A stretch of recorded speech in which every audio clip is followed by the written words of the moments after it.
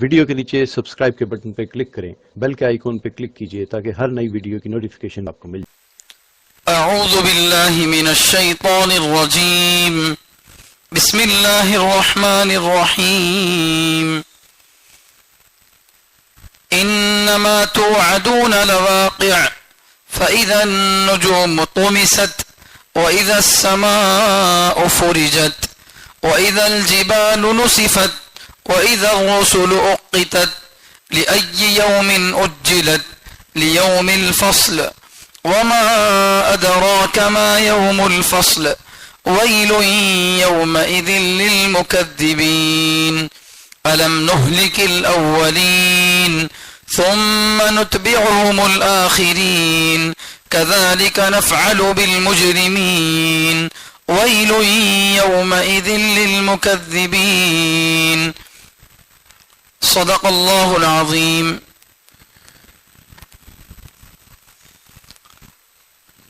29ویں پارے کی سورۃ الدہر کی تفسیر، سورۃ المرسلات کی تفسیر چل رہی ہے۔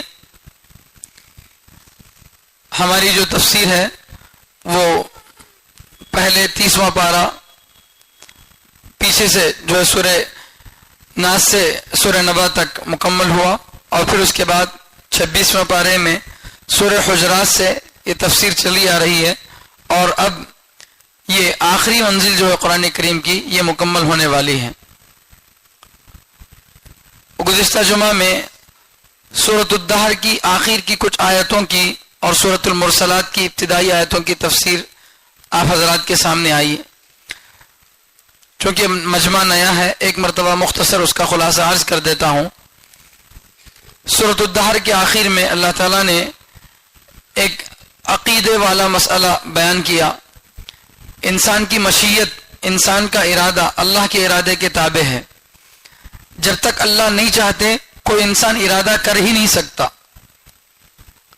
اس مسئلے کو بہت تفصیل کے ساتھ آپ حضرات کے سامنے گزشتہ مشیت خداوندی اور مشیت انسان کیا ہے اور اس کی حقیقت کیا ہے، یہ سب باتیں آپ کے سامنے آئی ہیں۔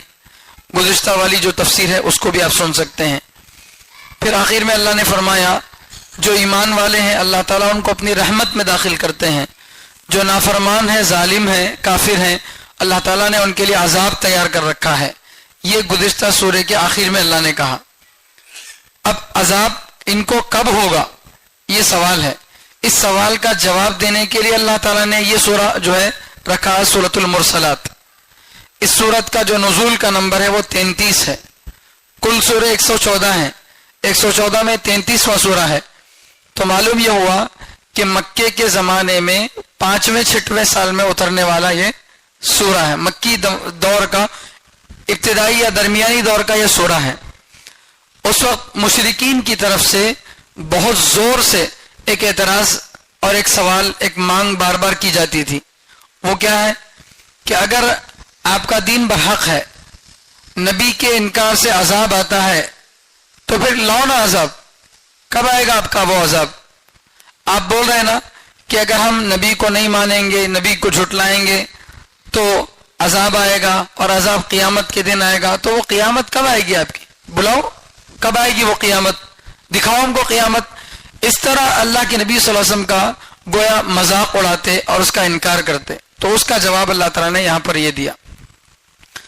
جواب اللہ تعالیٰ وقت کی تعین کے ساتھ نہیں دیے، بلکہ اس سے پہلے بھی میں نے بتایا ہے کہیں بھی قرآن کریم میں قیامت کا متعین وقت نہیں بتایا گیا کہ فلاں سال میں فلاں دن فلاں وقت قیامت آئے گی، ایسا نہیں بتایا گیا۔ کیوں؟ اس لیے کہ اگر متعین وقت بتا دیتے تو پھر امتحان کا مسئلہ ہی نہیں ہوتا، آزمائش ہی نہیں ہوتی۔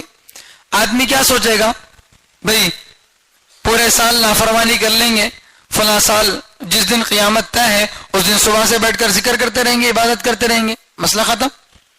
اس لیے اللہ تعالیٰ نے قیامت کے معاملے کو چھپا کر رکھا۔ یہ کب آئے گی، وقت متعین اس کا کسی کو نہیں بتایا، یہ صرف اللہ کے علم میں ہے، لیکن اس کی نشانیاں اللہ تعالیٰ نے بتائی۔ قیامت جب آئے گی تو یہ چیزیں ہوں گی، تو ان نشانیوں کو دیکھ کر آدمی سمجھ جائے کہ قیامت کا وقت قریب ہے، اس لیے اپنے اعمال کو درست کر لے۔ اسی سلسلے میں اللہ تعالیٰ نے اس سورۃ المرسلات کے شروع میں 5 چیزوں کی قسم کھائی ہے۔ قسم تو ایک ہی چیز کی ہے حقیقت میں وہ، لیکن ایک چیز کی 5 خوبیاں بیان کی ہیں. قسم اللہ تعالیٰ نے یہاں پر کھائی ہوا کی. ہوا کی اللہ تعالیٰ نے قسم کھائی ہے. ہوا کی 5 خوبیاں، 5 چیزیں، ہوا کی 5 صفتیں اللہ تعالیٰ نے بیان کی. پہلی صفت اللہ نے بیان فرمائی والمرسلات عرفا. قسم ہے ان ہواؤں کی جو عادت کے مطابق جو مسلسل بھیجی جاتی ہیں. فالعاصفات عصفا. ایک ہوا وہ ہوتی ہے جو نارمل طریقے سے چلتی ہے، جو عام طور سے صحت کے لیے، ماحول کے لیے ضروری ہوتی ہے، تو ان ہواؤں کی اللہ نے قسم کھائی. پھر دوسرے نمبر پر فالعاصفات عصفا، پھر ان ہواؤں کی قسم جو تیزی کے ساتھ چلتی ہیں، آندھی والی جو ہوا ہے اس کی اللہ تعالیٰ نے قسم کھائی. اس ہوا سے کیا ہوتا ہے؟ نقصان ہوتا ہے، آدمی کو تکلیف پہنچتی ہے.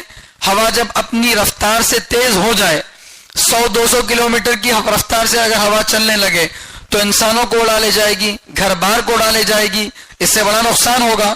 اس ہوا کی بھی اللہ نے قسم کھائی. والناشرات نشرا. قسم ہے ان ہواؤں کی جو خوب جمع کرنے والی ہے. ہوائیں چلتی ہیں تو بادلوں کو مختلف جگہوں سے اکٹھا کرتی ہیں، جمع کرتی ہیں بادلوں کو مختلف جگہوں سے. جب بادل جمع ہوتے ہیں تو پھر اب جو ہے بارش کا ایک موسم بنتا ہے، ایک فضا تیار ہوتی ہے. پھر اللہ نے 4تھی قسم کھائی فالفارقات فرقا. پھر قسم ہے ان ہواؤں کی جو بادل کو بکھیر دیتی ہیں، جو بادل کو بکھیر دیتی ہیں. جب بادل جمع ہوئے تھے تو بارش ہوئی، اب جب بارش ہو گئی تب ان بادلوں کو کیا کیا گیا؟ بادل چھٹ گئے، اب بادل بکھیر دیے گئے. اس کی بھی اللہ تعالیٰ نے قسم کھائی فالملقیات ذکرا. پھر قسم ہے ان ہواؤں کی جو ذکر کو، یاد الہی کو ڈالنے والی ہیں، ذکر کو ڈالنے والی. کیا مطلب؟ ہوائیں جب چلتی ہیں تو وہ اللہ کی یاد دلاتی ہیں. اگر ہوا نفع بخش ہو تو اللہ آدمی کے اندر شکر کا جذبہ پیدا ہوتا ہے، اور اگر ہوائیں تیز ہو، معمول سے جو ہے آگے بڑھ کر ہو تو اس سے نقصان ہوتا ہے. تب اللہ تعالیٰ کی طرف آدمی رجوع کرتا ہے، اللہ سے آہوزاری کرتا ہے. اس کو اللہ تعالیٰ نے فرمایا عذرا او نذرا. توبہ کرنے کے لیے یا ڈرانے کے لیے. ہوائیں جو ذکر کو ڈالتی ہیں، اللہ کی یاد کو ڈالتی ہیں، وہ کیا واسطے ڈالتی ہیں؟ تاکہ انسان توبہ کرے یا آدمی ڈرے. تو اچھی ہوائیں چلیں گی تو انسان پر امید ہوگا، اور اگر ہوائیں تیز ہوں گی تو اس سے انسان کو خوف ہوگا. تو یہ اللہ تعالیٰ نے ہواؤں کی قسم کھائی ہے. اب قسم کھانے کے بعد، ان چیزوں کی قسم کھانے کے بعد اللہ نے کیا کہا؟ جواب قسم کیا ہے؟ ان چیزوں کی قسم کھا کے اللہ کہنا کیا چاہ رہے ہیں؟ کہنا یہ چاہ رہے ہیں انما توعدون لصادق لواقع، کہ جس قیامت کا تم سے وعدہ کیا جا رہا ہے وہ ضرور آ کر رہے گی. جس قیامت کا تم سے وعدہ کیا جا رہا ہے وہ قیامت ضرور آ کر رہے گی. تو یہ بات میں نے بہت مرتبہ اس سے پہلے جب بھی قسم کا جملہ آیا ہے تب میں نے کہی ہے، چونکہ جماعت ہے نہیں تو اس لیے میں ایک آدھ مرتبہ اس کا اعادہ کر دیتا ہوں. اللہ تعالیٰ کو کسی بات کو بتانے کے لیے قسم کھانے کی ضرورت نہیں ہے. اللہ کی بات ہی، یقین کا کوئی درجہ ایسا نہیں ہے جو اللہ تعالیٰ کی بات کو احاطہ کر سکے. اللہ نے کہہ دیا تو اب اس میں شک و شبہ کی کوئی گنجائش نہیں. اللہ نے کہا یہ ہوگا تو وہ ہوگا ہی. لیکن پھر بھی ہم جیسے انسانوں کو سمجھانے کے لیے اللہ تعالیٰ قسم کھاتے ہیں، سمجھے، اس میں شک ہونے کی وجہ سے نہیں، بلکہ ہمارے یقین کو اور مضبوط کرنے کے لیے اللہ تعالیٰ قسم کھاتے ہیں. دوسری بات، اللہ چاہے تو کسی بھی چیز کی قسم کھا سکتے ہیں، لیکن اللہ تعالیٰ جہاں جہاں جس چیز کی قسم کھائے ہیں اور قسم کھا کر بعد میں جو بات بتائے ہیں اس قسم کا اس پہلے والی بات سے بڑا گہرا تعلق ہوتا ہے. یہ بات میں نے بہت ساری جگہوں پہ بتائی ہے، سورۃ اللیل میں، سورۃ النجم میں، اور جہاں جہاں قسم کا ذکر آیا ہے وہاں سب میں نے بتائی ہے کہ کیوں اللہ تعالیٰ یہاں پر قسم کھا رہے ہیں. لا اقسم بہذا البلد، وہاں پر بھی واللیل اذا یغشا والنہار اذا تجلی، بہت ساری جگہوں پہ بتائیے کہ یہاں اللہ تعالیٰ نے رات کی ایک جگہ قسم کھائی، ایک جگہ والفجر کہہ کے فجر کے وقت کی قسم کھائی، کسی جگہ اللہ تعالیٰ نے چاشت کے وقت کی قسم کھائی، کسی جگہ کسی اور چیز کی قسم کھائی. یہاں اللہ تعالیٰ کس کی قسم کھا رہے ہیں؟ ہواؤں کی قسم کھا رہے ہیں. اور ہواؤں کی قسم کھا کے کیا کہہ رہے ہیں کہ جس قیامت کا تم سے وعدہ کیا جا رہا ہے وہ ہو کر رہے گی، وہ آ کر رہے گی، تمہارے انکار کرنے سے یا تمہارے اس کو دیر سمجھنے سے، ناممکن سمجھنے سے وہ ٹلنے والی نہیں ہے، اس کا وقت متعین ہے، اللہ کسی مصلحت کی وجہ سے اسے مؤخر کر رہے ہیں، ورنہ وہ آ کر رہے گی، اور جب آئے گی تو یہی منکرین جو قیامت کا انکار کرتے ہیں وہ کہیں گے کہ یوم یرونہا کأن لم یلبثوا الا عشیۃ او ضحاہا، تو وہ کہیں گے ہم نے صبح میں انکار کیا تھا شام میں قیامت آ گئی، ہم نے شام میں انکار کیا تھا صبح میں قیامت آ گئی۔ تو وہ جو اتنا لمبا زمانہ سمجھ رہے ہیں کہ ارے قیامت کب آئے گی تمہاری، اتنے سال تو گزر گئے انکار کرتے کرتے نبی کا، تو وہ جو اسے دیر سمجھ رہے تھے جب قیامت آ جائے گی تو وہ سمجھیں گے کہ قیامت کے آنے میں دیر نہیں ہوئی تھی، ہم صبح میں انکار کیے شام میں قیامت آ گئی، ہم شام میں انکار کیے صبح میں قیامت آ گئی، تو وہ ایسا سمجھیں گے۔ تو بہرحال اللہ تعالیٰ جو ہے اپنی مصلحت کی وجہ سے گناہوں کے باوجود، تکذیب کے باوجود، سب کچھ ہونے کے باوجود اللہ تعالیٰ ایک مقرر وقت کے لیے قیامت کو اللہ تعالیٰ نے مؤخر کر دیا ہے، لیکن وہ آ کر ضرور رہے گی۔ تو اب قیامت کا اور ہوا کا کیا کنیکشن ہے؟ تو بتانا چاہ رہے ہیں، علماء لکھتے ہیں کہ قیامت جب آئے گی تو دو طرح کے سور پھونکے جائیں گے۔ پہلا سور جب پھونکا جائے گا تو اس سے پوری دنیا نیست و نابود ہو جائے گی، فنا ہو جائے گی، ختم ہو جائے گی، اور دوسری مرتبہ جب سور پھونکا جائے گا تو پھر سارے مردے زمین سے اگیں گے۔ جس طرح بارش پڑنے کے بعد زمین سے کیا ہوتا ہے؟ غلہ اگتا ہے، ایسے ہی جب دوسری مرتبہ فرشتہ سور پھونکے گا تو ہر آدمی زمین کے جس حصے میں بھی دفن تھا وہاں سے اپنی قبر کو چیرتے ہوئے جو ہے اللہ تعالیٰ کے حکم کی طرف بھاگے گا۔ تو یہ قیامت کے اندر دو نفخے ہیں، دو سور ہیں، ان دو سوروں کی ایک مشابہت ہوا کے اندر موجود ہے۔ کیا؟ ہوا جب تیز چلتی ہے، فالعاصفات عصفا، جب ہوا بڑی تیز چلتی ہے تو یہ کیا کرتی ہے؟ چیزوں کو فنا کر دیتی ہے۔ جیسے نفخہ اولا، پہلی مرتبہ جب سور پھونکا جاتا ہے تو پہلی مرتبہ کا سور کس کی طرح ہوتا ہے؟ تیز آندھی کی طرح ہوتا ہے، اس سے اس کی مناسبت ہو گئی۔ اور دوسری مرتبہ جب جو ہے اٹھایا جائے گا تو اس کو اللہ تعالیٰ والمرسلات عرفا یا والناشرات نشرا، جمع کرنے والی ہوائیاں۔ ہوا کی ایک قسم کیا ہے؟ وہ کیا کرتی ہے؟ بادلوں کو اکٹھا کرتی ہے۔ تو جس طرح یہ بادل بارش برسانے کے لیے یہ ہوا جو ہے بارش برسانے کے لیے بادلوں کو اکٹھا کرتی ہے، اسی طرح قیامت کا نفخہ ثانیہ بھی انسانوں کو کیا کرے گا؟ میدان حشر میں اکٹھا کرے گا۔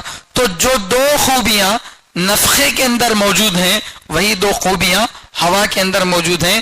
اس مناسبت سے اللہ تعالیٰ نے یہاں پر ہوا کی قسم کھائی ہے۔ ہوا کی قسم کھا کے اللہ تعالیٰ فرمانے انما توعدون لواقع، کہ یقیناً وہ جس کا تم سے وعدہ کیا جا رہا ہے البتہ ہو کر رہنے والا ہے۔ یہاں بعض علماء نے یہ بھی فرمایا ہے کہ فالفارقات فرقا، قسم ہے ان ہواؤں کی جو خوب جدا کرنے والی ہیں، فرق کرنے والی ہیں۔ یہاں فارقات سے مراد قرآن کی آیتیں ہیں، ہوا نہیں ہے۔ شروع کی تین باتیں جو ہے ہوا سے متعلق تھی، یہ چوتھی بات جو ہے قرآن کی آیتوں سے متعلق ہے۔ قرآن کی آیتیں فارقات ہیں۔ فارق کے معنی فرق کرنے والا، فرقان نام رکھا جاتا ہے۔ فرقان کے معنی فرق کرنے والا۔ قرآن کا ایک نام کیا بھی ہے؟ فرقان، سورۃ الفرقان قرآن کے ایک سورے کا نام بھی ہے۔ تو معنی کیا ہے اس کا؟ فرق کرنے والا۔ فاروق اس کے معنی بھی کیا ہے؟ فرق کرنے والا۔ تو قرآن کی آیتوں کو فرق کرنے والی کہا گیا اس سورے کے اندر۔ واضح ہے کہ قرآن کی آیتیں حق اور باطل کے درمیان کیا کرتی ہیں؟ فرق کرتی ہیں۔ اس لیے اس چوتھی آیت میں ہوا بھی مراد ہو سکتی ہے، قرآن کی آیتیں بھی مراد ہو سکتی ہیں۔ پانچویں جو بات بتائی گئی فالملقیات ذکرا، پھر قسم ہے ان ہواؤں کی جو ذکر کو، نصیحت کو ڈالنے والی ہیں۔ یہاں ہوا بھی مراد لے سکتے ہیں، بعض علماء نے فرمایا اس سے فرشتے مراد ہیں۔ قسم ہے ان فرشتوں کی جو ذکر کو ڈالتے ہیں۔ ذکر سے مراد کیا ہے؟ وہی قرآن کی آیتیں ہیں، اللہ کے احکام ہیں، اس کو ڈالتے ہیں۔ مقصد کیا ہوتا ہے اس کا ڈالنے کا؟ قرآن کی آیتوں کو، نصیحت کو ڈالنے کا مقصد کیا ہے؟ عذراً او نذرا، توبہ کرنے کے لیے یا ڈرانے کے لیے، دونوں مقصدوں سے جو ہے یہ چیزیں چلتی ہیں. بہرحال یہاں اللہ تعالیٰ نے قسم کھائی ہے صفات کے ساتھ، لیکن ان صفات کا موصوف کون ہے اس کو اللہ تعالیٰ نے بیان نہیں کیا. یہ علماء نے جو ہے بتایا ہے. اور اللہ تعالیٰ جواب قسم کے طور پر فرمانے کہ یقیناً جس قیامت کا تم سے وعدہ کیا جا رہا ہے البتہ وہ ضرور ہو کر رہنے والی ہے.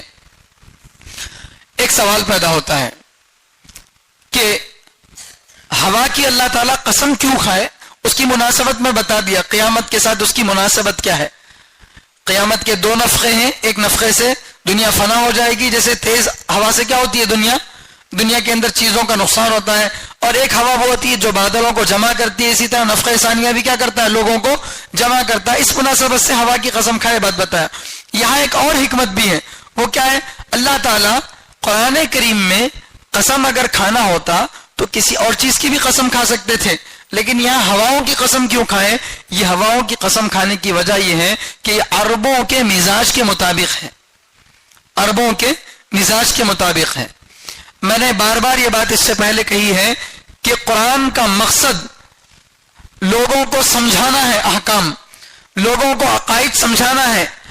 اگر اللہ اپنے لیول پر آ کر مثالیں دے تو کسی کو کچھ نہیں سمجھ میں آتا. اللہ اگر اپنی شان کے مطابق مثالیں دینے لگے، مثلا 1400 سال پہلے قرآن اترا ہے، آج 1400 سال کے بعد انٹرنیٹ موجود ہے، ہوائی جہاز موجود ہے، ایسی ایسی ٹیکنالوجی موجود ہے کہ جسے سن کر یقین ہی نہیں آتا آدمی کو کہ ایسی بھی ٹیکنالوجی دنیا میں ہے کیا بول کے. اگر یہ چیزیں جو 1400 سال بعد ہونے والی ہیں اسے قرآن میں تب بیان کیا جاتا کہ قسم ہے روبوٹ کی، قسم ہے ہوائی جہاز کی، قسم ہے فلائٹ کی، ایسا کہا جاتا تو لوگوں کو سمجھ میں آتا. اس زمانے کے لوگوں کو ان کو نہیں سمجھ میں آتا. وہ سمجھتے نہیں کہ بھئی یہ کیا چیز ہے ہوائی جہاز، ہم نے تو کبھی دیکھا نہیں. تو یہ موبائل کیا چیز ہے، ہم نے دیکھا نہیں ہے. تو ان کو بات سمجھ میں نہیں آتی. مثال اللہ کچھ بھی دے سکتے تھے، لیکن اللہ نے مثالوں کے لیے انہی چیزوں کو چنا جو ہر زمانے میں ہر علاقے کے پڑھے ان پڑھ ہر قسم کے لوگ سمجھ سکتے ہوں. ہر زمانے کا آدمی سمجھ سکتا ہے ان مثالوں کو، اور پڑھا ان پڑھ دونوں سمجھ سکتے ہیں. بالکل دیہات میں رہنے والا آدمی ہوا کو سمجھ سکتا ہے، شہری آدمی بھی ہوا کو سمجھ سکتا ہے، بلکہ شاید دیہات کا آدمی ہوا کو اور اچھے طریقے سے سمجھ سکتا ہے. کیوں؟ اس لیے کہ کھیتوں کا تعلق اور بہت ساری چیزوں کا تعلق ہوا سے ہوتا ہے. شہر میں رہنے والوں کو کیا مصنوعی پنکھے موجود ہیں، مصنوعی مشینریاں موجود ہیں جس سے وہ اپنا کام نکال لیتے ہیں. لیکن دیہات کے لوگ یا جہاں پر بجلی وغیرہ کی سہولت نہیں ہے ان کا تو سارا دار و مدار کس پر ہے؟ ہوا پر ہی ہے. کشتیاں جو چلتی ہیں تجری الریاح بما لا تشتہی السفن ما کل ما یتمنى المرء یدرکہ تجری الریاح بما لا تشتہی السفن. ہوائیں جدھر چلتی ہیں اس طرف کشتیوں کا رخ ہو جاتا تھا. تو ہوا کی بڑی اہمیت تھی. عربوں کے نزدیک ہوا کی بڑی اہمیت تھی کہ اگر سمندر میں آپ سفر کر رہے ہیں، ہوا اگر مخالف سمت میں چلی جائے تو پھر کوئی مائی کلال سفر نہیں کر سکتا تھا. کیوں؟ چھوٹی موٹی کشتیاں ہوتی تھی. اس درجہ بڑے بڑے شہروں جیسی ایک کرکٹ کا میدان بھی اس میں آ سکتا ہے آج کی کشتیوں کے اندر. اس زمانے میں ایسی کشتیاں نہیں تھی جو ہواؤں کے تابع تھی. ہوا جیسے چلتی ویسے چلتی. تو ہوا کا بڑا ہی دخل تھا عربوں کی زندگی میں. تو اس لیے اللہ تعالیٰ ان کی زندگی سے ریلیٹڈ ایسی چیز کی قسم کھائی جس کی اہمیت مجھ سے اور آپ سے زیادہ وہ سمجھ سکتے تھے. اور قرآن کے اولین مخاطب، قرآن جو سب سے پہلے اترا ہے وہ کس کے لیے اترا ہے؟ عربوں کے لیے. هو الذی بعث فی الامیین رسولا منہم. اللہ وہ ہے جس نے امیوں میں، ان پڑھ لوگوں میں، عربوں میں انہی میں کا ایک پیغمبر بھیجا. سورۃ الجمعہ میں اللہ تعالیٰ فرماتے ہیں، اور آگے چل کے کیا فرما رہے ہیں؟ وآخرین منہم. اللہ نے نبی کو دوسری مرتبہ بھیجا. بعثت ثانیہ نبی علیہ السلام کی وہ کیا ہے؟ وہ ہم لوگوں میں اللہ تعالیٰ نے بھیجا. اس کا یہ مطلب نہیں کہ نبی دو بار آئیں گے. نبی دو بار نہیں آئیں گے، نعوذ باللہ. آج کے زمانے کا کوئی شکیل بن حنیف، کوئی غلام احمد قادیانی، کوئی انجینئر مرزا علی، کوئی گوہر شاہی، یہ سب کوئی نبی نہیں ہے، یہ خبیث کتے ہیں. یہ جو نبوت کا دعویٰ کر رہے ہیں، نبوت آقا صلی اللہ علیہ وسلم پر مکمل ہو گئی، اس کے بعد قیامت تک کوئی نبی آنے والا نہیں ہے. لیکن اللہ فرمانا چاہتے ہیں قرآن کریم میں کہ نبی علیہ السلام کو بلا واسطہ عربوں کے لیے بھیجا گیا. اللہ کے نبی صلی اللہ علیہ وسلم کو بلا واسطہ عربوں کے لیے بھیجا گیا، بالواسطہ بقیہ امت کے لیے بھیجا گیا. دلیل یہ ہے کہ جب عرب میں دین پھیل گیا تو اللہ تعالیٰ نے اتار دیا اذا جاء نصر اللہ والفتح ورأيت الناس يدخلون في دين الله افواجا فسبح بحمد ربك واستغفر انه كان توابا. جب پورے عرب میں دین پھیل گیا، حالانکہ پوری دنیا میں ابھی نبی کے زمانے میں دین نہیں پھیلا تھا، لیکن عرب کے اندر پوری طرح سے جب دین پھیل گیا تو اللہ نے کیا کہا؟ اے اللہ کے نبی اب استغفار کیجئے، اب توبہ کیجئے. کیوں؟ اب آپ کے واپس آنے کا وقت قریب ہو چکا. حالانکہ پوری دنیا میں ابھی اسلام نہیں پھیلا تھا، پھر بھی اللہ تعالیٰ نے نبی علیہ السلام کو کیوں بلا لیا؟ اس لیے کہ بلا واسطہ جو آپ کی بعثت تھی وہ کس کے لیے تھی؟ عربوں کے لیے تھی. اس لیے زیادہ تر رعایت عربوں کی گئی ہے، اولین مخاطب کی گئی ہے. کیوں؟ اس لیے کہ اگر وہ سمجھ جائیں، اہل زبان عربی جاننے والے اگر وہ قرآن کو سمجھ جاتے ہیں تو مجھے اور آپ کو سمجھا دیں گے، ان کے لیے کوئی بڑا مسئلہ نہیں ہے. اگر اولین مخاطب ہی نہ سمجھے، صحابہ ہی اس مثال کو نہ سمجھے، تو پھر اس وقت اس کے اتارنے کا زیادہ فائدہ نہیں ہوتا. تو اس لیے اللہ تعالیٰ نے اس ہوا کی قسم کھائی جس کا عربوں کی زندگی سے بڑا ہی گہرا تعلق تھا. تو قرآن کو سمجھنے کے لیے جہاں بہت ساری چیزوں کو سمجھنا ہے، وہاں جغرافیہ کو بھی سمجھنا ضروری ہے کہ کس خطے کے اندر کس ماحول میں یہ آیتیں اتری ہیں. پھر جا کر جو ہے قرآن کی حقانیت ہم کو سمجھ میں آئے گی. ورنہ آدمی سوچے گا کہ اللہ تعالیٰ ہوا کی کیوں مثال دے رہے ہیں، اللہ تعالیٰ چونٹی کی کیوں مثال دے رہے ہیں، اللہ فلاں کی کیوں مثال دے رہے ہیں. یہ اشکال کرے گا. سوال کرنا یہ بڑا کام نہیں ہے. کیوں؟ اس لیے کہ سوال جو ہے کم علمی یا کچ فہمی کی وجہ سے ہوتا ہے. یا تو آدمی کے پاس علم نہیں ہے، اس لیے جو زمن میں سوال کر دیا، یا پھر غلط سمجھا ہے جس کی وجہ سے آدمی کیا کرتا ہے؟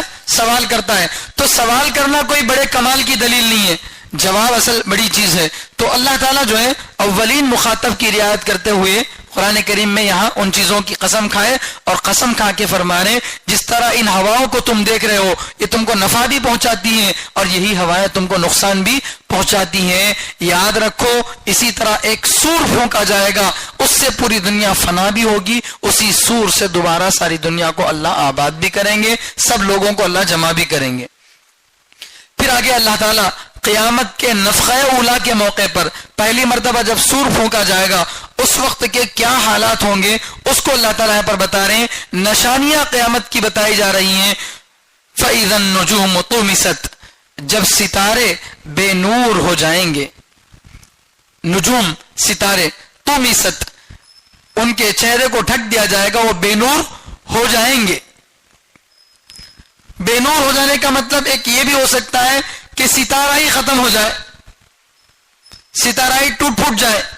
ایک شکل یہ بھی ہو سکتی ہے کہ ستارہ تو باقی رہے، روشنی نکل جائے. دونوں شکلیں ہو سکتی ہیں. جیسے لائٹ لگی ہے، لائٹ جو ہے اگر جل جائے، بلب جل جائے تو اس کی شکل تو موجود ہے لیکن بٹن ڈالنے کے بعد اس میں سے روشنی نہیں آتی. تو ایک شکل تو یہ کہ لائٹ ہی پھوڑ دی جائے تاکہ نہ رہے بانس نہ بجے بانسری، تو یہ والا مسئلہ ہو جائے. یا پھر لائٹ تو باقی رہے، اس کے اندر کی روشنی ختم ہو جائے. اب جس چیز کا جو مقصد ہے اگر وہ چیز وہ مقصد نہ دے تو اس کا کوئی فائدہ ہے؟ پنکھا کس لیے لگایا گیا سر کے اوپر؟ تاکہ وہ ہوا دے. گھڑی اوپر کیوں لگائی گئی ہے؟ تاکہ وہ وقت بتا سکے. اگر گھڑی وقت بتانا چھوڑ دے، اگر پنکھا ہوا دینا چھوڑ دے تو کوئی سر پر رکھے گا؟ نہیں. کیوں؟ اس لیے کہ اس کا مقصد تو یہی تھا، ہوا دینا، وقت بتانا. اگر یہ اپنے مقصد میں کامیاب نہیں ہے تو اس کا وجود ہی بیکار ہے، پھر اس کا رہنا بیکار ہے. تو ستارے یہ تھے کس کے لیے؟ روشنی کے لیے. اب ان کے اندر سے نور ختم کر دیا جائے گا. قرآن کریم میں ستاروں کے 3 مقصد بتا رہے ہیں اللہ تعالیٰ. وَبِالنَّجْمِ هُمْ يَهْتَدُونَ، ستارے سے لوگ راستہ حاصل کرتے ہیں. ہمارے استاد محترم حضرت مولانا یوسف صاحب تاولی دامت برکاتہم جو ہے موطا مالک کے سبق میں دارالعلوم میں بتائے تھے کہ وہ اپنے زمانے میں جب والد صاحب کے ساتھ جاتے تھے، مظفر نگر علاقے کے تھے حضرت، تو اپنے والد کے ساتھ جب صبح کے وقت میں جاتے کھیتوں میں تو اچھی طرح سے سمجھ میں آتا کہ کون سا ستارہ کس رخ کی طرف اشارہ کر رہا ہے. تو لوگ آج سے 50-60 سال پہلے بھی اچھی طرح سے ستاروں کی سمت کو سمجھتے تھے کہ کون سا ستارہ کس رخ جا رہا ہے, پچھم کی طرف کون ہے, مشرق مغرب کی طرف کون سا ستارہ ہے, یہ اچھی طرح سمجھتے تھے. آج بھی سمندر میں سفر کرنے والے ستارے کے بغیر راستہ طے نہیں کرتے. تو ایک مقصد تو یہ تھا. اور وَلَقَدْ زَيَّنَّا السَّمَاءَ الدُّنْيَا بِمَصَابِيحَ, ڈیکوریشن. ستاروں کا دوسرا مقصد کیا تھا؟ ڈیکوریشن. یہ. اور تیسرا وَجَعَلْنَاهَا رُجُومًا لِلشَّيَاطِينِ, ہم نے شیطانوں کو پھینک کر مارنے کا ذریعہ اس کو بنایا. تو 3 مقصد تھے ستاروں کو پیدا کرنے کے. ایک تو راستہ بتانا, اور دوسرا ڈیکوریشن, خوبصورتی, اور تیسرا اس سے شیطانوں کو کیا کرنا؟ پھینک کر مارنا. اب ستارے میں روشنی جب ختم ہو جائے تو وہ تو آسمان میں مل جائے گا, وہ ممتاز نہیں رہے گا. اس سے ہدایت روشنی مل سکتی ہے؟ نہیں مل سکتی. اس سے دیکھ کر کوئی راستہ طے کر سکتا ہے؟ نہیں. رجم والا کام بھی اس سے نہیں ہو سکتا. تو لہذا اب اس کا مطلب یہ ہوا کہ یا تو ستارہ ہی ختم ہو جائے گا یا ستارہ تو رہے گا لیکن بے فائدہ ہو جائے گا. فَإِذَا النُّجُومُ طُمِسَتْ, جب ستارے بے نور ہو کر دیے جائیں گے. وَإِذَا السَّمَاءُ فُرِجَتْ, جب آسمان پھٹ جائے گا. جب آسمان پھٹ جائے گا. آج کی سائنس یہ ماننے کے لیے تیار نہیں ہے کہ آسمان میں پھٹن ہو سکتی ہے. آسمان میں پھٹن ہو سکتی ہے, اس کا انکار کرتی ہے آج کی سائنس. آج کے لوگ جو ہے اس کا انکار کرتے ہیں. نہیں, آسمان میں کیسے پھٹن ہو سکتی ہے, جبکہ قرآن کریم میں یہ عقیدہ جگہ جگہ پر بتایا گیا ہے. معراج کی رات میں حضور اقدس صلی اللہ علیہ وسلم کو اللہ تعالیٰ نے 7 آسمانوں پر بلایا, اور ہر آسمان پر جب پہنچتے تو باقاعدہ دروازہ کٹکھٹایا جاتا, اندر سے پوچھا جاتا کون. پھر جبریل علیہ السلام کہتے کہ میں جبریل ہوں, میرے ساتھ محمد ہیں. تو کہتے کیا ان کو بلایا گیا؟ تو کہتے ہاں بلایا گیا. پھر جا کر جو ہے دروازہ کھلتا. تو آسمانوں کا اتنا بندہ ٹکا نظام ہے. تو قرآن تو یہ کہتا ہے کہ آسمان کے دروازے بھی ہیں, یہ پھٹتا بھی ہے. لیکن آج کی جو ہے دنیا اس کو نہیں مانتی. ان کے نہیں ماننے سے کچھ نہیں ہوگا. اللہ تعالیٰ فرما رہے ہیں کہ یہی آسمان جو پتہ نہیں کتنے لاکھوں سال سے ہے, کتنے ہزاروں سال سے موجود ہیں, اور اسی شان کے ساتھ موجود ہیں جس شان سے ہم نے آج سے 40-50 سال پہلے اپنے بچپن میں دیکھا تھا. اس وقت بھی اس کا رنگ وہی, آج بھی وہی. تب بھی کوئی دراڑ اس میں نہیں تھی, آج بھی کوئی دراڑ اس میں نہیں ہے. تب بھی وہ اتنی ہی اونچائی پر تھا, آج بھی اتنی اونچائی پر ہے. تب بھی وہ بغیر ستون کے کھڑا تھا, آج بھی وہ بغیر ستون کے کھڑا ہے. جس شان سے وہ تھا اس شان سے ہے, اور اس شان سے رہے گا. کب تک؟ جب تک اللہ چاہیں گے. اور جب اللہ تعالیٰ چاہیں کہ اس کائنات کا نظام ختم کر دیا جائے تو اللہ تعالیٰ فرماتے ہیں قیامت کا جب نفخہ پھونکا جائے گا, سور پھونکا جائے گا, تو بڑی علامت یہ ہوگی وَإِذَا السَّمَاءُ فُرِجَتْ, جب آسمان پھاڑ دیا جائے گا, اس کو وہ آسمان پھٹ جائے گا. تو بہت بڑی مخلوق ہے اللہ تعالیٰ کی آسمان. اس کا کوئی اندازہ, کوئی پیمانہ کر سکتا ہے؟ زمین کو ناپنے والوں نے تو ایک حد تک ناپا ہوگا. زمین کا طول عرض کتنا ہے, کون سا ملک کتنے رقبے کا ہے, کون سا شہر کتنے, طول البلد عرض البلد کتنا ہے, یہ سب لوگ جانتے ہوں گے. لیکن آسمان کی لمبائی چوڑائی کوئی بتا سکتا ہے؟ تو یہ جب اللہ کی اتنی بڑی مخلوق ہے, یہ جب پھٹ جائے گی تو چھوٹی مخلوقوں کا کیا پوچھنا. تو بتانا یہ ہے کہ جب اتنی بڑی مخلوق ہی اللہ کے حکم کے تابع ہے, ایک اشارے پر وہ پھٹ جائے گی تو پھر باقی دنیا کا کیا حال ہوگا؟ سوچ لو. کیا ہمارے چھت باقی رہیں گے؟ کیا ہمارے بنائے ہوئے مصنوعی سائے دار چیزیں باقی رہ سکتی ہیں؟ کوئی باقی نہیں رہ سکتا. آسمان ہی پھٹ گیا تو اب کوئی چیز باقی نہیں رہ سکتی. تو مطلب کیا ہوا؟ دنیا کا نظام فنا ہو جائے گا. وَإِذَا الْجِبَالُ نُصِفَتْ, اور جب پہاڑ اڑا دیے جائیں گے, اور جب پہاڑ اڑا دیے جائیں گے, روئی کے گالوں کی طرح جب پہاڑ کیا ہوں گے؟ اڑیں گے. جس طرح دھنکی ہوئی روئی وہ ہوا کے چلنے پر اڑتی ہے, اس طرح وہ پہاڑ جو نہ خود یہ کہ خود مضبوط ہیں بلکہ وہ زمین کو جمائے رکھے ہیں.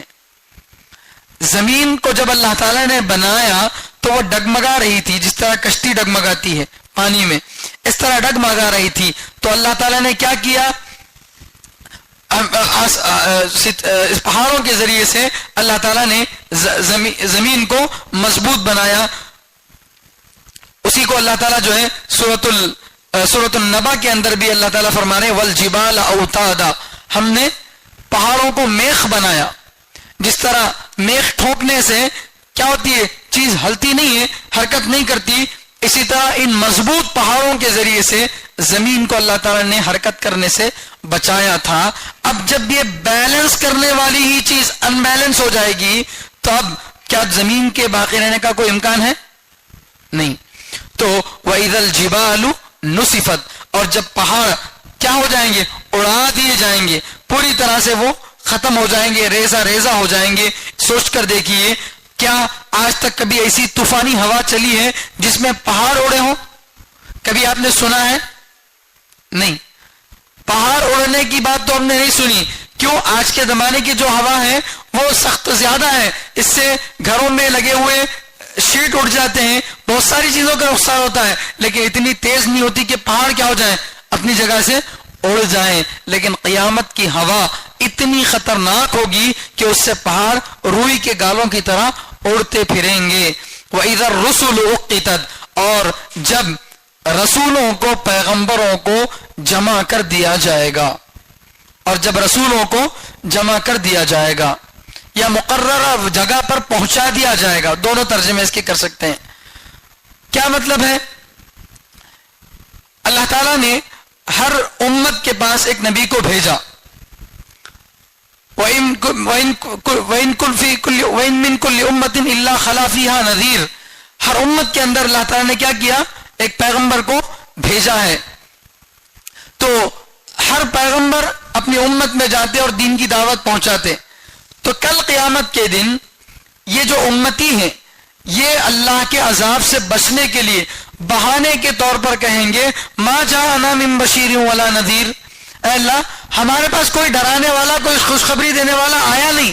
اگر آتا کوئی پیغمبر ہمارے پاس، کوئی رہبر آتا تو ہم بھی کیا کرتے، دین کو قبول کر لیتے. حالانکہ ان کے پاس پیغمبر پہنچے تھے مگر وہ انکار کریں گے. تو اب یہ سب پیغمبر اپنی اپنی امت کے خلاف گواہی دینے کے لیے جمع کیے جائیں گے. یہ مطلب ہے وَإِذَا الرُّسُلُ أُقِّتَتْ، اور جب رسولوں کو مقررہ جگہ پر جمع کر دیا جائے گا، مقررہ جگہ پر پہنچا دیا جائے گا. کس کے لیے پہنچایا جائے گا؟ کیا مقصد کے لیے؟ تاکہ وہ اپنی امت کے خلاف گواہی دیں، اور پھر نبیوں کے حق میں گواہی دیں گے. پیارے آقا صلی اللہ علیہ وسلم، پیارے آقا صلی اللہ علیہ وسلم کو جو ہے ان سب کے جو ہے وَجِئْنَا بِكَ عَلَىٰ هَٰؤُلَاءِ شَهِيدًا، ہم ان سب کے خلاف جو ہے آپ کو کیا کریں گے، گواہ بنا کر کھڑا کریں گے. تمام امتوں کے خلاف نبی علیہ السلام نبیوں کے حق میں کیا کریں گے، گواہی دیں گے کہ ہر پیغمبر نے اپنی اپنی قوم تک دین کو پہنچایا ہے. تو وہ قیامت کا وقت ایسا ہوگا کہ جب تمام پیغمبروں کو کیا کر دیا جائے گا، مقررہ وقت پر اکٹھا کر دیا جائے گا. تو یہ سب کچھ جب ہوگا تو قیامت آ جائے گی اور فیصلہ ہو جائے گا. یہ بات جو ہے اس کے ذریعے سے بتانا چاہ رہے ہیں. لیکن یہ شرطیں بتائی گئی، جب ستارے بے نور کر دیے جائیں گے، جب آسمان پھٹ جائے گا، جب پہاڑ روئی کی طرح اڑیں گے، جب پیغمبروں کو جمع کر دیا جائے گا تو کیا ہوگا وہ نہیں بتایا. اس کو آگے کی آیت سے ہم سمجھ لیں گے. کیا ہوگا جب یہ سب کچھ ہو جائے گا تو فیصلے کا دن آ جائے گا. جب یہ چار کام ہو جائیں گے تو کیا ہوگا، فیصلے کا دن آ جائے گا. اب یہ فیصلے کا جو دن ہے یہ بہت اہم ہے. مالک یوم الدین، بدلے کے دن کا مالک ہے. تو اللہ تعالیٰ اس فیصلے کے دن کے بارے میں فرما رہے ہیں لِأَيِّ يَوْمٍ أُجِّلَتْ، اس فیصلے کے دن کو کس وقت کے لیے، کس دن کے لیے مؤخر کر دیا گیا. اس فیصلے کے دن کو کس دن کے لیے کیا کر دیا گیا، مؤخر کر دیا گیا. لیوم الفصل، کس کے لیے، فیصلے کے دن کے لیے. یعنی جب یہ سب کچھ ہوگا تو یہ سب کچھ ہوگا تو فیصلہ ہو جائے گا، قیامت آ جائے گی. لیکن اس کو مؤخر کر دیا گیا قیامت کو فیصلے کے دن پر. کیوں مؤخر کیا گیا، پہلے کیوں نہیں لایا گیا؟ حالانکہ تقاضا تو بظاہر یہ تھا کہ جو منکرین ہیں وہ برابر ہر پیغمبر کی امت انکار کر رہی ہے قیامت کا، تو تقاضا تو یہ تھا کہ اگر کوئی پیغمبر کی امت انکار کرتی تو تبھی کیا کرتی جاتی؟ قیامت قائم کر دی جاتی، تاکہ ان کو سمجھ میں آتا کہ نبی جس چیز سے ڈرا رہے ہیں وہ ہو کر رہنے والی ہے، اور امتی جو ایمان لانے والے ہیں ان کے دلوں کو بھی تھوڑا ٹھنڈک پہنچتی کہ دیکھو ہم نے نبی کو مانا، ہم نے نبی کی باتوں کو مانا، تو لہذا آج جب قیامت کا دن آیا ہے تو اللہ نے ہم کو بچا لیا اور فلاں کو کیا کر دیا؟ ہلاک کر دیا۔ تو بظاہر انسان کی فطرت یہ ہے کہ وہ عجلت طلب کرتی ہے، لیکن یہاں عجلت نہیں بلکہ اجلت کیا گیا، مؤخر کر دیا گیا اس فیصلے کے دن کو۔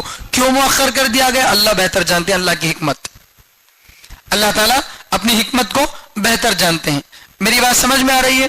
تو تکذیب کے بعد نبی کو جب قوم نے جھٹلایا تو چاہے کفار کو عذاب دینے کے لیے ہو قیامت جلدی لانا چاہیے تھا، چاہے ایمان والوں کو تسلی دینے کے لیے ہو قیامت کو کیا لانا چاہیے تھا؟ جلدی لانا چاہیے تھا۔ انسان کی فطرت یہی چاہتی ہے کہ قیامت جلدی آ جائے تاکہ اچھے برے کا فیصلہ ہو جائے، لیکن اللہ نے اس کو کیا کیا؟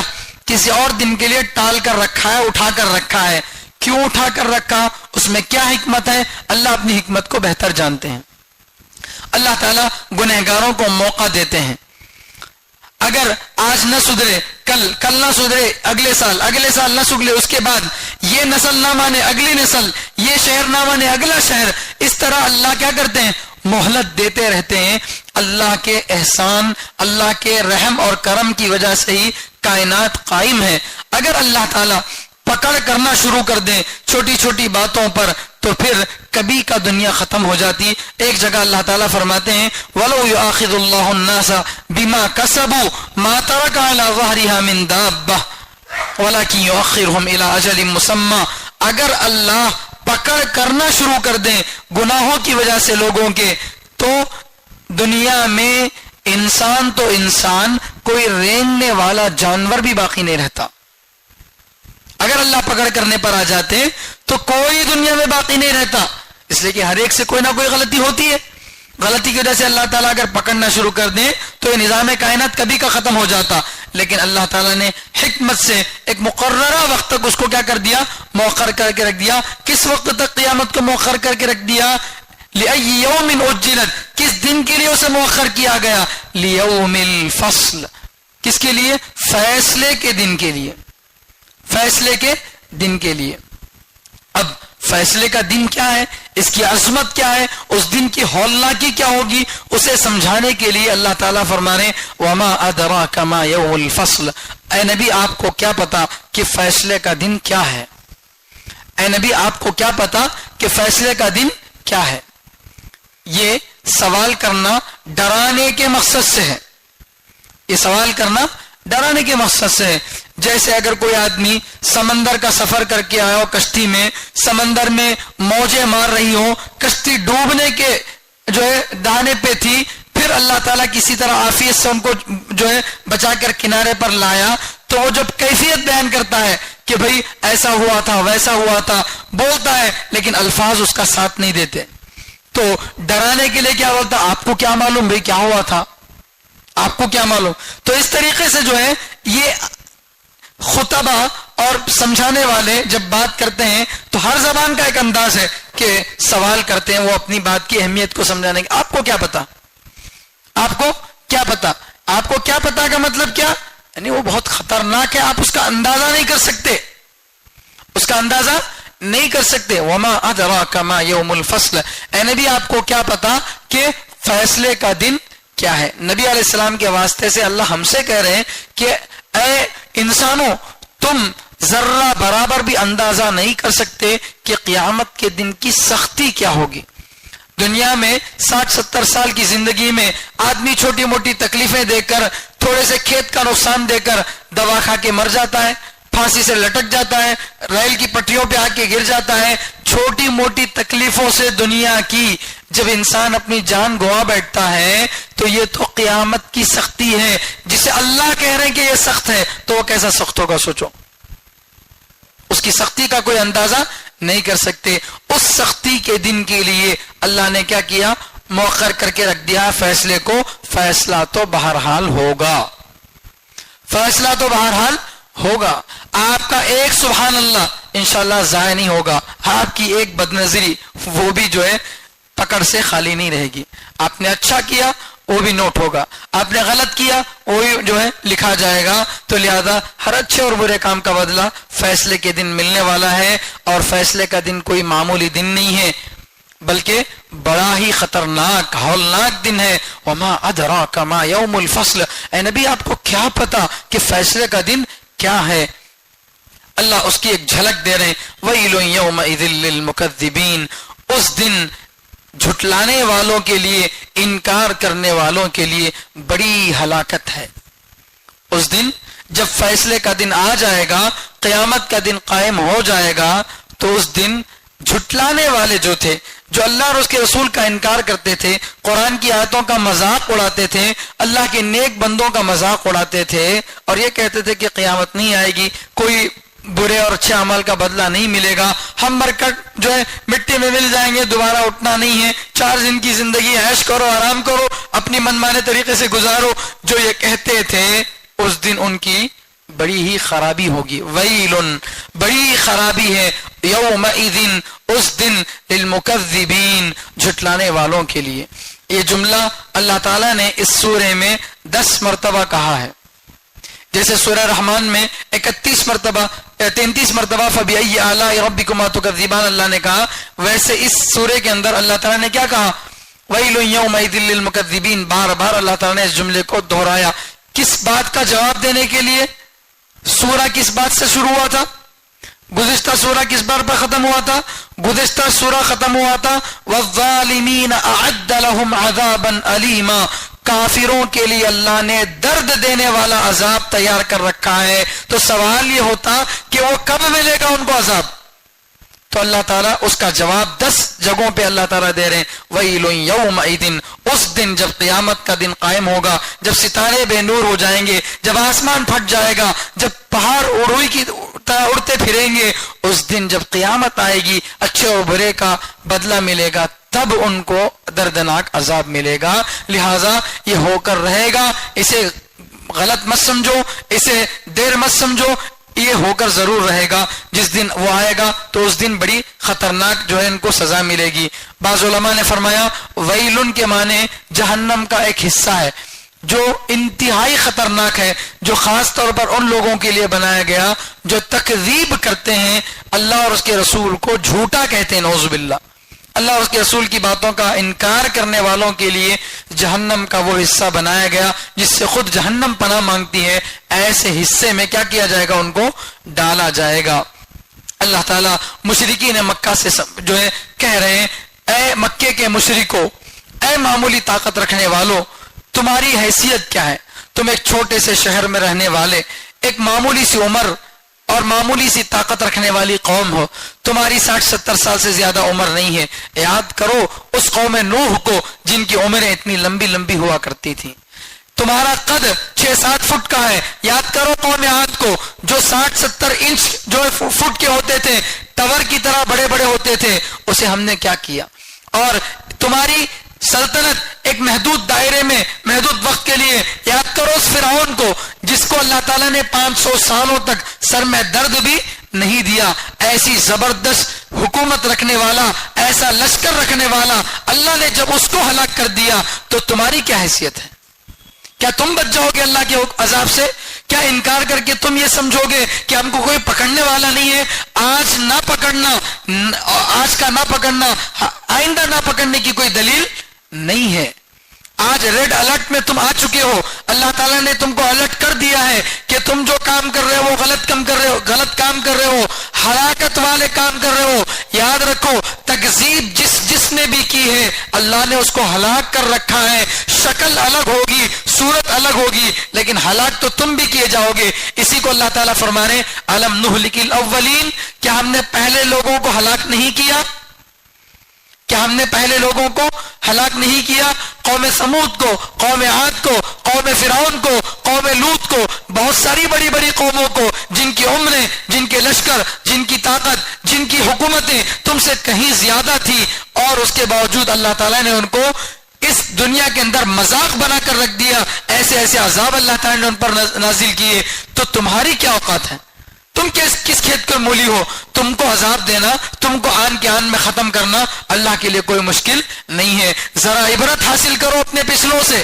الم نہلک الاولین، کیا ہم نے پہلے لوگوں کو ہلاک نہیں کیا؟ یہ اللہ تعالیٰ کہہ رہے ہیں عربوں سے۔ کیوں؟ عرب کے آس پاس میں ہی مصر کی بستی موجود ہے جہاں انبیاء کا مسکن، مستقل انبیاء کرام وہاں آتے تھے۔ اور کچھ دور پر جائیں فلسطین کی سرزمین ہے جو انبیاء کا مدفن ہے۔ ان سب علاقوں میں، یمن میں، مصر میں، ہر جگہ نبی آئے تھے اور ان کی قومیں وہاں پر تھی، انہوں نے انکار کیا۔ اللہ نے ان جگہوں پر ان کو جو عذاب دیا، اس عذاب کے نشانات آج تک موجود ہیں۔ کبھی موقع ملے قل سیروا فی الارض فانظروا کیف کان عاقبۃ المکذبین، اے نبی آپ ان سے کہہ دیجئے کہ کبھی مکے سے نکل کر باہر جا کر جو ہے سیر کریں، کبھی دوسرے علاقوں کا بھی دورہ کر کے آئیں تو پتہ چلے گا سمود کی بستیوں کے ساتھ کیا ہوا، عاد کی بستیوں کے ساتھ کیا ہوا، فرعون کے محل کے ساتھ کیا ہوا۔ آج وہ محلات مکین سے خالی ہو گئے، مکین ہو گئے لا مکاں کیسے کیسے۔ جگہ جی لگانے کی دنیا نہیں ہے، عبرت کی جا ہے، تماشا نہیں ہے۔ تو اللہ تعالیٰ نے سمجھایا الم نہلک الاولین، کہ ہم نے تم سے پہلے لوگوں کو ہلاک نہیں کیا۔ جو سنت اللہ تعالیٰ کی تکذیب کی وجہ سے پچھلے لوگوں کے بارے میں تھی، وہی سنت اللہ تعالیٰ اگلے لوگوں کے بارے میں بھی ہے۔ اللہ فرمائے ثم نتبعهم الآخرین، پھر ہم ان کے پیچھے لے آئیں گے بعد میں آنے والوں کو۔